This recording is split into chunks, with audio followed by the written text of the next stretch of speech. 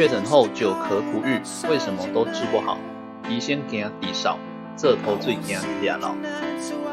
确诊后久咳不愈，确诊后一直咳，喉咙干干痒痒，动不动就想咳，夜间躺下，咳嗽加剧，看着许多科别都看不好。